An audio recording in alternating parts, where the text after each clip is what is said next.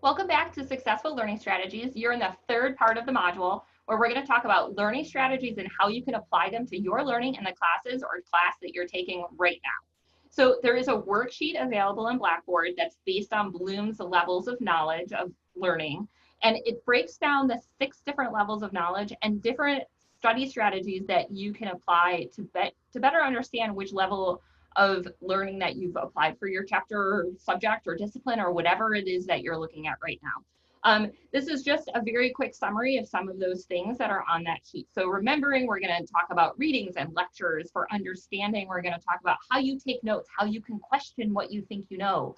For applying, we're going to talk about what you can create, right? You need to be able to apply knowledge. So creating visual aids, making a presentation, telling a story, those things where you're starting to pull apart your knowledge and really apply it in different ways. We're going to talk about analyzing. So in that worksheet, it talks a little bit about reading case studies and thinking about how to problem solve. Evaluating is really about group learning. So evaluating what you know about the topic, evaluating what the topic is, evaluating different pieces of information within your discipline or subject. And lastly is creating. So this is where you're creating new knowledge or creating new things from the knowledge that or in the learning that you've just done. So this is brainstorming and mind mapping and some of those other creative endeavors that we can prove that we're learning things. So how does this all matter to you? How do you choose a strategy to make sure that you're going to be the most successful you can be in a classroom? Well, there's really 5 questions that we can ask ourselves to really dig deeper into what type of learning strategies should we be focusing on in order to be most successful in the classes that we're taking. So first, we should really be reflecting on what's happening in our classes. What kind of questions have been asked on tests or quizzes? And what kind of questions does your faculty member, your teacher, ask in class? Are they application questions? Are they memorization? Do you review vocabulary and just ask for definitions? Or do you ask about the meaning within the topic? Does your faculty member ask you just how to solve equations, or do they ask you to apply those equations within problem solving within classroom environment? How does your homework make you think? What different types of questions is your homework asking you? Are you being asked to apply your knowledge? Are you being asked to retrieve knowledge, as in memorizing knowledge?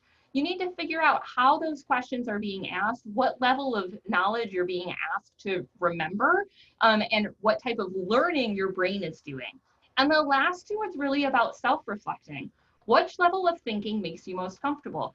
If you're a brand new college student out of high school, it might be memorizing, right? It might be that remembering level because that's how we're used to thinking in high school. Which level of thinking makes you most uncomfortable? This is all going to depend on your background and how you're thinking and learning already. These 2 questions are really important because it's going to ask you to step outside of your comfort level in order to expand your study strategies to make you more successful in college. All right, so what's next?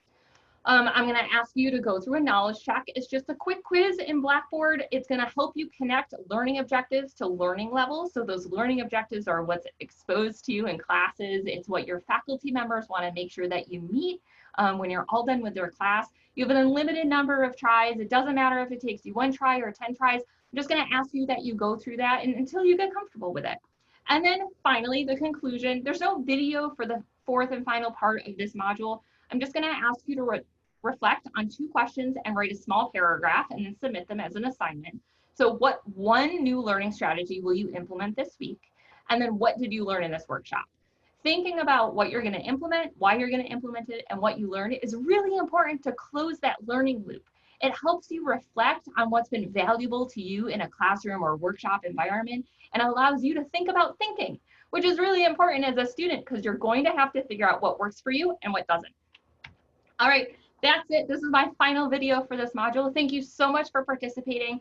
When you finish up those final reflection questions and you've done it here in this asynchronous Blackboard module, you're going to be awarded a completion badge that you can show to your faculty member if they're going to award you extra credit. Thank you so much. Again, my name is Chelsea O'Brien. I'm the coordinator of tutoring and academic support at Genesee Community College, and I hope you enjoy all of our resources in our Learning Center. Thank you so much. Good luck this semester.